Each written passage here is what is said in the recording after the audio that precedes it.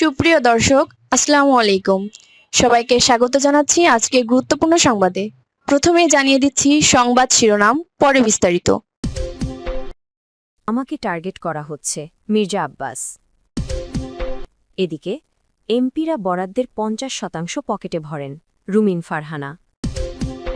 এরপর থাকছে কত আসনে লড়বে এনসিপি, জানালেন আসিফ।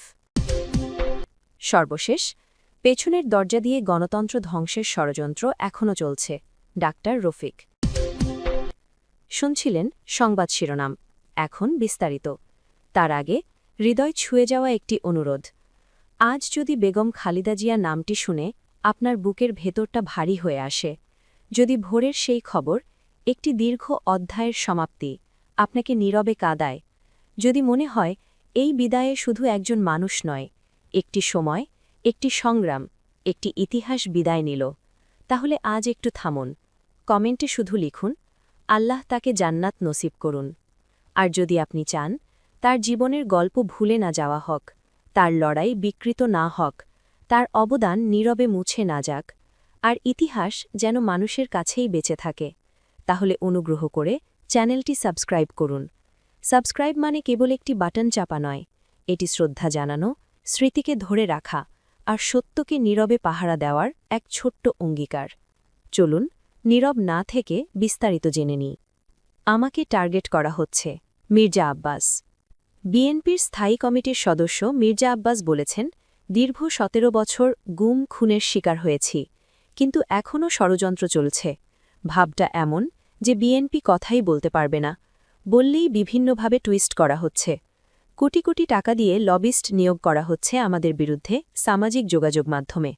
সোমবার বিকেলে শাহবাগ বারডেম হাসপাতালে আয়োজিত এক দোয়া মাহফিল ও শোক সভায় তিনি এসব কথা বলেন। তিনি বলেন, আমাকে টার্গেট করা হচ্ছে। যারা আমার সম্পর্কে অপপ্রচার করছেন তারা অপরিপক্ক, তারা হয়তো আমার সম্পর্কে কিছু জানে না। এসব অপরিপক্করা যদি সংসদে আসে তাহলে সংসদের কি অবস্থা হবে আল্লাহ জানেন। বিএনপির এই নীতি নির্ধারক বলেন, ২০১৮ সালের নির্বাচনে আমরা বিভিন্নভাবে আক্রান্ত হয়েছিলাম। আমার বাসা হাসপাতালে পরিণত হয়েছিল। সেখান থেকে আওয়ামী সন্ত্রাসীদের আক্রমণে আহতদের বিভিন্ন হাসপাতালে নিতে ৩টি অ্যাম্বুলেন্স অনবরত কাজ করেছে। সে অত্যাচার থেকে শত কষ্ট সহ্য করে নিজের জীবনের বিনিময়ে আমাদের রক্ষা করেছেন দেশনেত্রী খালেদা জিয়া। তার বিরুদ্ধে অবিচার হয়েছে, অত্যাচার হয়েছে, দেশ ছেড়ে যাননি, অথচ একটিবারও কৃতজ্ঞতা নেই।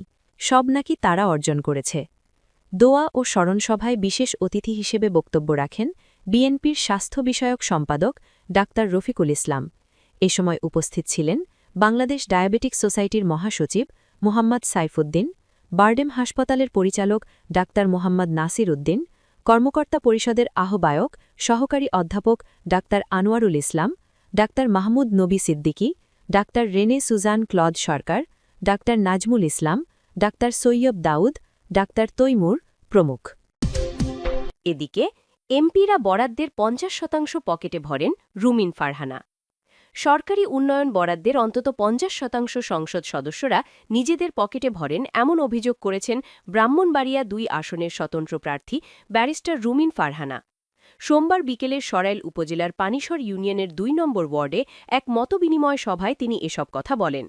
সংসদ সদস্যদের অসততা নিয়ে রুমিন ফারহানা বলেন, এমপি চুরি না করলে সরকারি হোক বা বেসরকারি কাজে কোনো সমস্যা হয় না। সরকারি ও স্বতন্ত্র এমপিদের বরাদ্দ সমান। তিনি বলেন, সমস্যা হলো এমপিরা ৫০% রাখেন, তাদের সহযোগীরা ২৫% নেন, ঠিকাদাররা ২০% পকেটে দেন, বাস্তবে কাজ হয় মাত্র ৫% টাকার। এমপি যদি সৎ হয়, কোনো ঠিকাদারের বাপেরও সাধ্য নেই চুরি করার। বিএনপি থেকে সদ্য বহিষ্কৃত এই নেত্রী আরও বলেন, আমাদের কথা মানবে না এমন কোনো সরকার নেই, আর যদি না মানে তাহলে প্রয়োজনে ঢাকা সিলেট মহাসড়ক বন্ধ করে দেওয়ার ইঙ্গিতও দিতে পারি। ভোটের রাজনীতিতে পানিশর এলাকার গুরুত্ব তুলে ধরে তিনি বলেন, পানিশরের জোয়ার সরাইল আশুকগঞ্জে ছড়িয়ে পড়ে। পানিশরের জনগণ যাকে ভোট দেন তিনি এমপি হন।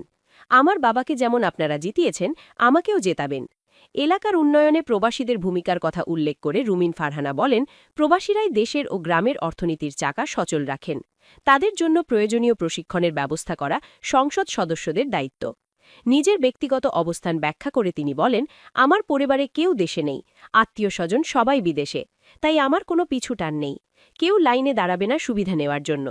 তিনি আরও বলেন, নির্বাচনে বিদেশে থাকা আত্মীয়রা উল্টো আমাকে সামান্য সহযোগিতা করছেন। জয়ী হবার পর ফল নিতে তারা দেশে আসবেন না। এই ফল পাবে আমার এলাকার জনগণ। প্রতীক প্রসঙ্গে তিনি বলেন, ইনশাআল্লাহ আগামী ২২ তারিখ প্রতীক জানা যাবে। হাঁস মার্কাই আমার লক্ষ্য। আমরা চেষ্টা করব হাঁস মার্কাতেই নির্বাচন করতে। উল্লেখ্য, বিএনপি থেকে বহিষ্কৃত হওয়ার পর ব্যারিস্টার রুমিন ফারহানা ব্রাহ্মণবাড়িয়া ২ আসনের স্বতন্ত্র প্রার্থী হিসেবে নির্বাচন করছেন। একই আসনে বিএনপি জোটের প্রার্থী হিসেবে প্রতিদ্বন্দ্বিতা করছেন জমিয়াতে উলেমায়ে ইসলামের মাওলানা জুনায়েদ আল হাবিব। সর্বশেষ, কত আসনে লড়বে এনসিপি জানালেন আসিফ। ত্রয়োদশ জাতীয় সংসদ নির্বাচনে জাতীয় নাগরিক পার্টি এনসিপি ৩০ আসনে লড়বে বলে জানিয়েছেন দলটির মুখপাত্র ও নির্বাচন পরিচালনা কমিটির চেয়ারম্যান আসিফ মাহমুদ সাজিব ভুইয়া। সোমবার সন্ধ্যায় এ তথ্য জানান তিনি। এনসিপির মুখপাত্র বলেন, ১১ দলের নির্বাচনী সমঝোতা জোটের হয়ে ৩০ আসনে লড়বে এনসিপি। দেশের জনগণ ও বৃহত্তর স্বার্থে আমাদের সব নেতাকর্মী এ সিদ্ধান্ত মেনে নিয়েছেন। এই জোট আধিপত্যবাদের বিরুদ্ধে সংস্কারের জোট। তিনি বলেন, জোট করার জন্য এনসিপি অনেক ছাড় দিয়েছে। অন্যদেরও এ মানসিকতা থাকায় এই জোটটি হয়েছে। এই জোট ইনশাআল্লাহ এবার সরকার গঠন করবে।